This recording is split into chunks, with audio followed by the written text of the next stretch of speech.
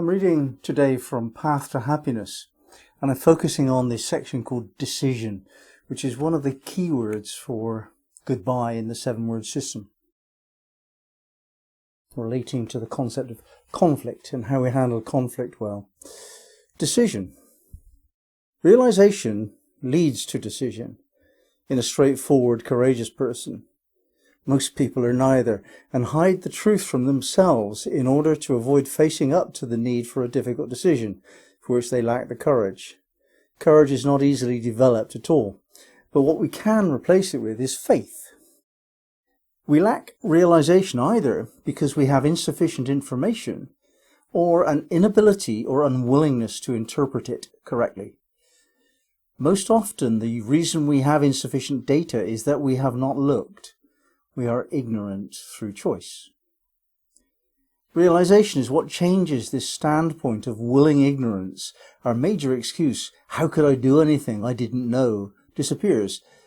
But now we realize what is the case, then what will we do? Decision is like incision. It is a cutting. A decision cuts away other possibilities so that only one path forward remains available to us. If this is not the case, then it is not a decision. It is a proposal. Decision commits us irrevocably to an action that consumes resources such as time, money, and effort. It is necessarily risky. We risk the loss of reputation, position, opportunity, and confidence, as well as wasted resources. This is far too big a risk for the majority of people, so most follow the path of least resistance from cradle to grave. A decision is surely called for when the realization occurs that current circumstances are suboptimal for the pursuit of happiness. We try something, it fails, so we try something else repeatedly until all is well. This lasts a while until all is no longer well and a step change is needed. Then either we accept and adapt to outside processes, or we follow the formula realization, decision, completion, freedom. In this case, we are our own agency of change. This is what it means to be self-determined.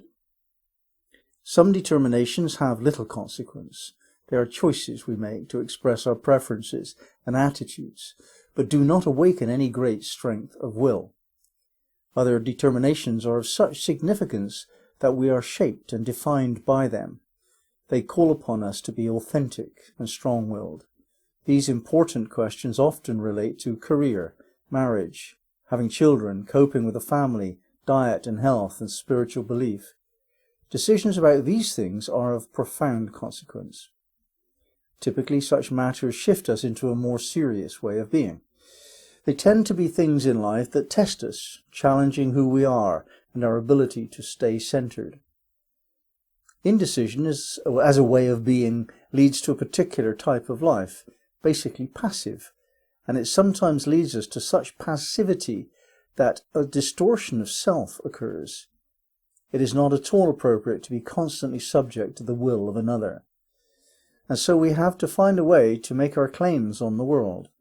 Perhaps we prefer to make them infrequently, only for matters of the greatest importance, but make them we must. There is the need to consult both mind and body. The mind thinks things through. It tries to grasp the situation in hand clearly and anticipate the likely outcomes for whatever options are available. The body, however, registers the wisdom of that aspect of intelligence, sometimes called the unconscious. It feels things. Each part, the more masculine mind and the more feminine body feeling, have their own way of knowing what's best, yet they do not always agree. A life strategy that depends upon only one side of this polarity will fail in important ways. It simply is not enough to trust either reasoning or intuition. Both are required. In nature, animals do very well without thinking. Yet we do not live in nature. Humans are strategic and make plans about how to gain advantage over others, and the thinking mind is needed to cope with this. It is also a tool for curiosity to scratch its itch with. In order to function, the mind requires data and patterns. We collect information and then we apply this to our model of reality to interpret. This model is based on previous experiences from which we have constructed a unique life pattern to tell us how everything holds together. This is what we use to anticipate potential outcomes. Any decision we make is a plan to influence how the future unfolds for us, so our attempts at anticipation are central to success in life. And yet plans of mice and men tend to be blown around in the winds of change, so we cannot rely upon them very much as forecasts or guarantees for our future well-being. The intuition that we all have becomes increasingly reliable the more we rely upon it. It is very useful as a final question before enacting any plan. The best way to cut through the complexity and nuances of feeling is to ask a simple question of yourself. Perhaps there is an offer of a new job, or a new lover, or an invitation, or a request, and you ask yourself, do I really want this now? Yes means yes. No means no. But what about maybe? Maybe means no. This simple wisdom protects us from agreeing to something inappropriate. The body's intuitive knowledge is more trustworthy than the mind. If it cannot be moved to say yes, then it is saying no, or at least not yet. There are tremendous advantages in being decisive. The whole pace of life accelerates constantly. People, events, openings and understandings come along at great rapidity. We create a life that is more active, more determined. It is not another's, but our own will that determines what unfolds. This fast pace need not threaten our inner tranquility, since we evolve the easy ability to handle whatever arises. Each decision is a new question that we are putting to life. What happens when I... And life responds with challenges to rise to and experiences to assimilate. This ability has to be claimed and earned, so those in their 20s might not be as competent as they will be later. In contrast, the energy and enthusiasm to decide to tackle new situations tends to diminish in later years. To stay young, stay decisive. Life is not a trial. It is a trial and error. That's what it is. We are not on trial, as some people in religion seem to think.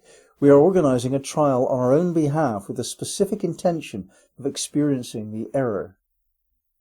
From this, and only from this, we grow in knowledge. From our contemplation of error, we revisit our strategies and set out on another adventure trial. All of this is fully energized by will as it operates through its decisions. A very important question to address early in adult life is whether to live by expediency or principle. What is expedient is easier and more pleasure-oriented. Principles are prescriptions for our decisions. They are deeply challenging and designed to lead to long-term joy rather than immediate pleasure. Again, we look to both mind and body. The mind loves philosophy and tends to have beliefs, opinions, moral codes and ideals. The body communicates through its health. If it has not health, then we might question whether the mind's philosophy or the disobedience of will is responsible, because assuredly one of them is. We need to find a set of principles to live by, which supports the body's well-being, yet can be implemented by the will. Very tricky. Nor must we think that a principled life is necessarily more worthy. If it does not lead to happiness, then it is not. The danger of sticking to principles rigidly is that the body becomes rigid. This necessarily means that our principles are wrong. Health and happiness are right, and the body shows both physically and emotionally how close we are to rightness. Its rigidity will lead to discomfort and death. So how do we know what to do and which principles to adopt? We simply decide upon something. And then, in our eternal evolutionary journey, we allow life's processes of trial and error to persuade us in the fullness of time to decide differently.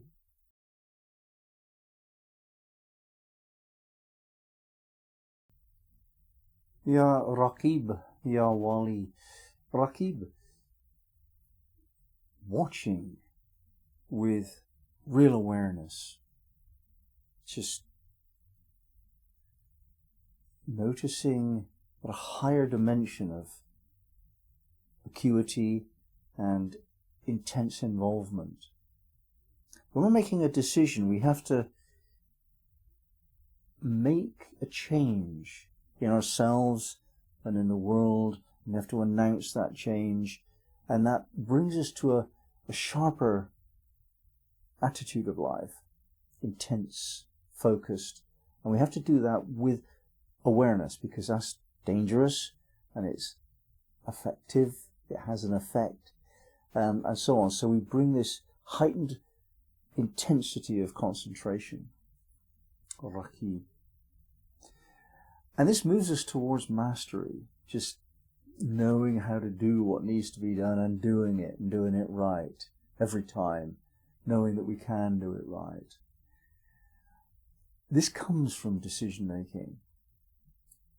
If you master a situation, you know what to do, and you decide, and you stand by your decisions, knowing that you can change them if they turn out to be wrong. It doesn't matter if they are wrong, because you can deal with that. It's not about getting it all right. It's about knowing that if it goes wrong, you can fix it. But you tend not to get it wrong because of that. So there's this launching yourself in an involved way into a situation with full consciousness and dealing with whatever comes up when you do that.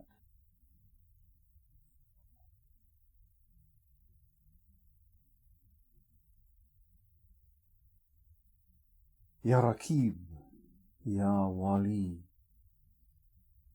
Ya Rakib, Ya Wali. Ya Rakib, Ya Wali. Ya Rakib, Ya Wali. Ya Rakib, Ya Wali. Amin.